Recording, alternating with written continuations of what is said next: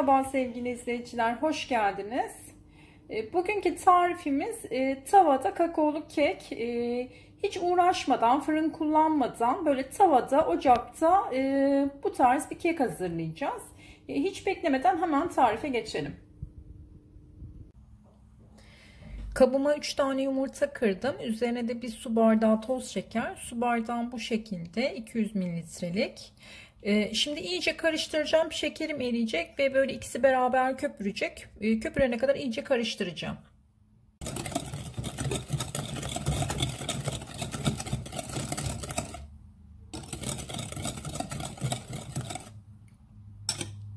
Şekerim iyice eridi. Gördüğünüz gibi şöyle iyice köpürdü. Şimdi bir su bardağı süt.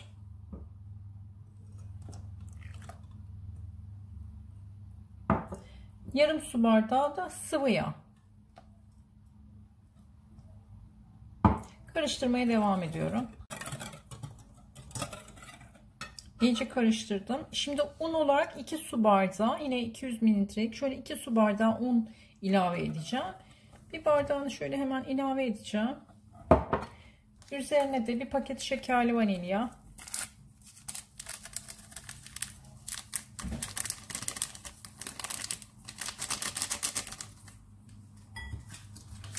Bir paket de kabartma tozu.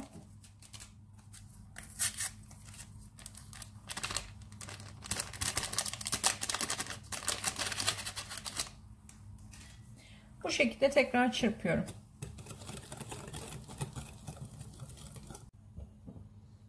İkinci bardağımı da ilave ediyorum.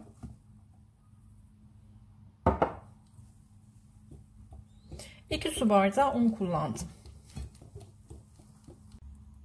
Son olarak da şöyle 25 gram kakaom var. Yaklaşık 2 yemek kaşığına denk geliyor.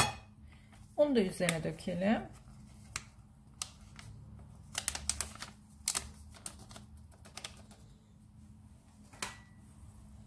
Karıştırmaya devam ediyoruz.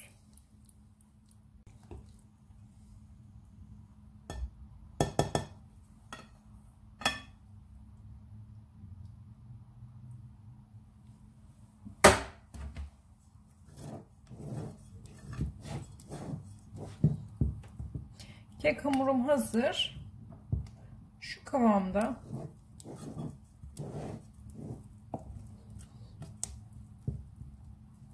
Hamurumu hiç bekletmeden hemen tavama alacağım.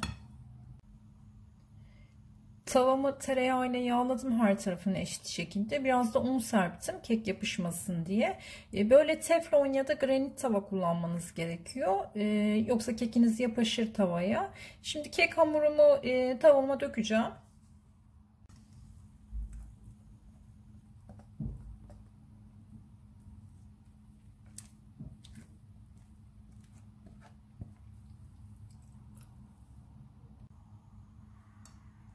Hamurumu tavaya döktüm. Şöyle bir sallıyorum hamurumu ki her tarafa yayılsın ve kabarırken eşit kabarsın. Şimdi bir kapakla üzerini kapatacağım. Çünkü kekimiz buharda pişecek. Ama benim kapağımda şöyle minik bir havalandırma deliği vardı. Onu peçeteyle kapattım. Ve şu şekilde hava almayacak, hiç hava çıkmayacak şekilde kapattım. Isı kaybı olmaması için kapağımın üzerine böyle alüminyum folyoyla kapladım. Orta göze aldım. Şöyle ocağın orta gözüne aldım. Kıstım. Ve 2 katta folyo böyle ocakla tavanın arasına yerleştirdim. Aslında bu çok önemli bir püf nokta. Çünkü alev direkt keke böyle yalıtımla ulaşacağı için kekimizin alt kısmı yanmayacak.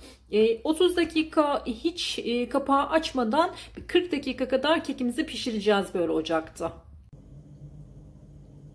40 dakikanın sonunda kapağını açtım ve kekimi kontrol ediyorum. Şöyle bir kürdan yardımıyla kürdanı kekinize bastırın. Kürdan temiz çıkıyorsa kekiniz pişmiştir.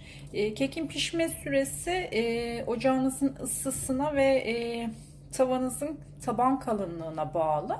Ama yaklaşık olarak 40-50 dakikada pişer. Şimdi 10 dakika bekleteceğim, dinlendireceğim ve servis tabağına alacağım. Böyle küçük bir tencerenin yarısına kadar su doldurdum ve kaynattım. Şimdi benmari usulü çikolata eriteceğiz ve kekimizin üstüne sos yapacağız. Şöyle 80 gram kadar bitter çikolatayı ısıya dayanıklı bir kaba aldım. Şimdi suyumuz kaynayınca bunun altını kısacağız ve bu kabı bunun içine koyarak çikolatamızı eriteceğiz. Ocağımı kıstım ve çikolatalarımı suyun içine koydum. Şöyle çeyrek su bardağı da sütüm var. Bu sütü de üzerine ilave ediyorum. Çikolatanın üzerine. Böyle sütle beraber sıvı bir karışım olması için karıştıra karıştıra eriteceğim. Çikolatalarım eridi ve sosum hazır. Şimdi kekimin üzerine dökeceğim. Soğuyan kekimi böyle bir servis tabağına tavamı ters çevirerek aldım. Şimdi üzerine sosunu dökeceğim.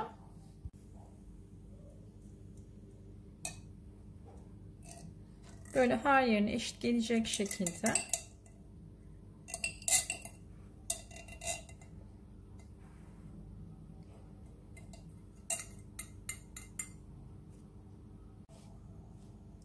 Kekim hazır. Bu şekilde servise alınabilir. Buraya kadar izlediğiniz için teşekkür ediyorum. Kanala abone olup paylaşımlarımızı beğenmeyi unutmayın lütfen. Tekrar görüşmek üzere. Hoşça kalın.